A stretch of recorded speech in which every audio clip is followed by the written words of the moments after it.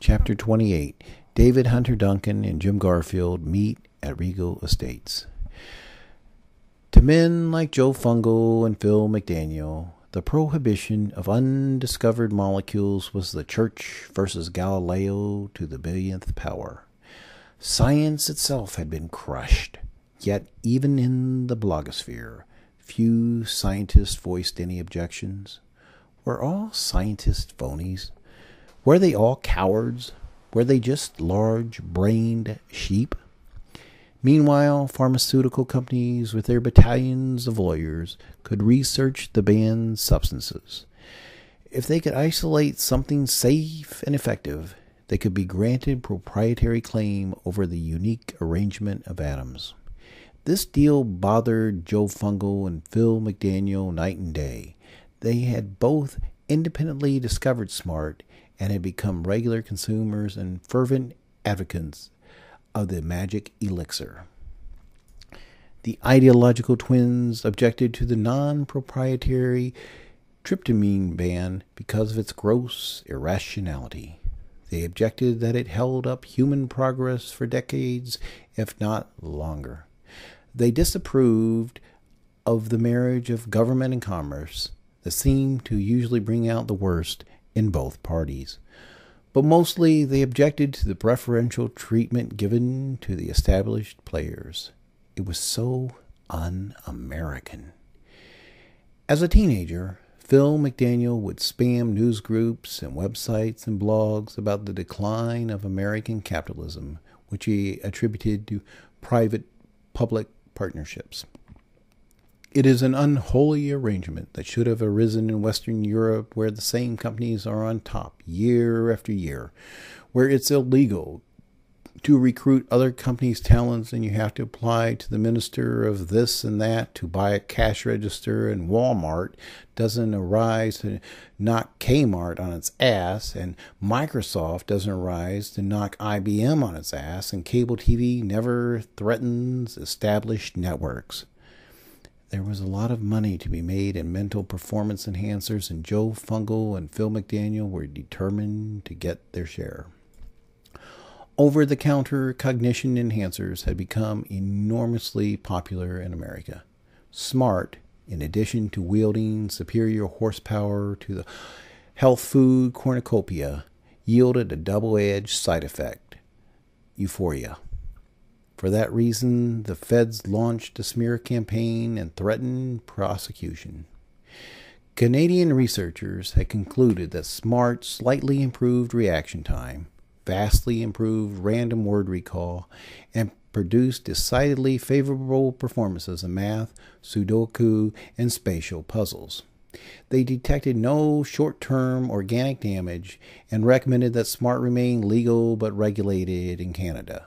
The results were deliberately ignored south of the border. When Phil McDaniel approached Jim Garfield about distributing SMART, Garfield was skeptical. As Jim Garfield saw it, Americans don't want to be smart. Brains are not usually an advantage. The world is run by handsome retards. Handsome retards with focus and a sense of destiny. Single-minded nitwits who can block out Shakespeare and science and concentrate fully on style. Come back when you got a drug that will make you taller and prettier. But Phil McDaniel showed his cousins some persuasive websites. People who depended on their wits for survival were scarfing up crumbs of SMART from Canada. These were upscale clients who did not usually consume street drugs. They were less likely to get wasted and plow over a crossing guard and turn snitch as part of a plea bargain. Jim Garfield reconsidered. SMART had now become the meat and potatoes of Jim Garfield's enterprise. The market for underground performance enhancers was growing like bamboo stalks, and Jim Garfield was trying his best to dominate, if not corner, the market.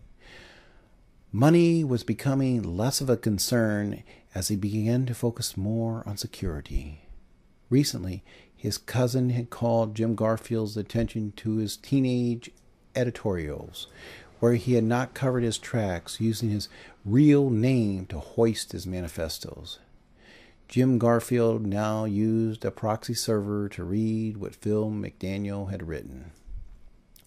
Over the years, enterprising chemists rearranged molecules in such a way as to make new drugs that resembled their illicit chemical cousins. Sometimes the new compounds pharmacologically resembled their chemical kinfolk. Other times they were more hazardous. Sometimes they were unpalatable. Sometimes the effects were paradoxical. Sometimes they were wildly unpredictable from subject to subject. When designer drugs started popping up, American legislators acted with unfettered zeal, starting with amphetamines and later with anabolic steroids and later with still broader categories of molecules. The federal salons commissioned kingly bureaucrats to prohibit the items that had yet to be isolated, invented, or discovered. The tiny voices of dissent that objected to the abolition of scientific inquiry were easy to ignore. Never mind that it could be demonstrated that chemical substances often behave differently from their ignominious cousins. Some amphetamines were found to have a sedating effect, or that other substances offered hope and promise for afflictions innumerable. The hubris of law trumped pure science again and again and again. Legally trained senators who did not know an isomer from an icicle pounded their hooves and boasted of closing loopholes and toughening and tightening and protecting. Their words and actions made sense to most people who attended American schools. That country's educational system had acted as a wet blanket into the fires of science and logic and reason and thought. The emphasis was on popularity and presentation and pomp. Science be damned. The stuff didn't seem particularly dangerous. A lot of people voiced these opinions. But elsewhere, the chemical wunderkind shared lab secrets and anecdotes about drug manufacturing that a friend of mine told me. Jim Garfield sighed deeply and swigged on his Pepsi. Jim Garfield would have to revisit this matter at a later time. This afternoon, he would meet first with David Hunter Duncan and later on with Ray at his Regal Estates office. Out of respect to David Hunter Duncan and his son's legal problems, Jim Garfield left the TVs off as they spoke. He did not want to divert his eyes while David Hunter Duncan was telling him how broken-hearted Hope happened to be.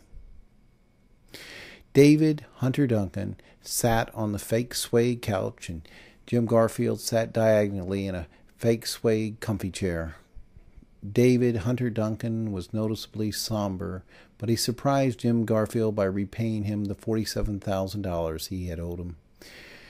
The $100 bills had been stacked neatly and wrapped with masking tape. He removed them from the toolbox so calmly and presented them so casually that the remuneration startled Jim Garfield. Gratitude was extended, and David Hunter Duncan said, "I got something else for you," and removed a paper sack from the toolbox.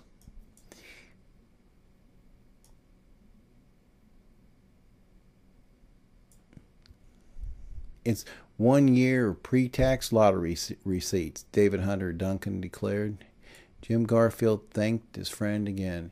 He knew where the loot had come from, so he didn't ask any questions.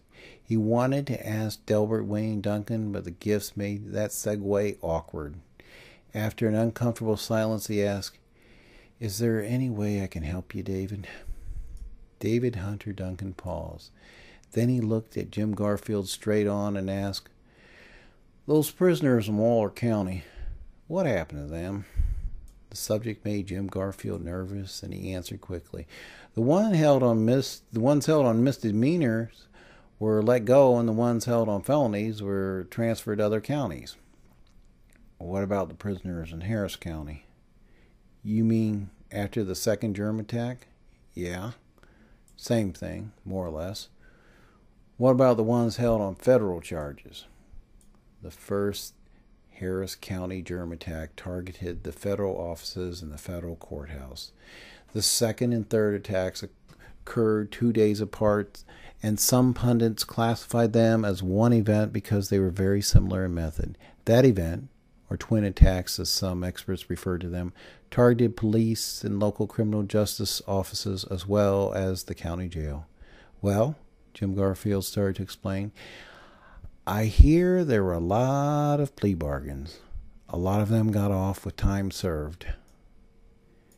That Waller attack, David Hunter Duncan referenced as he shifted forward to the edge of the couch. Do you think we could do something like that? Jim Garfield felt the perspiration bead up on his scalp. His heart raced and his face and neck turned red. Fear used to be a stranger to Jim Garfield.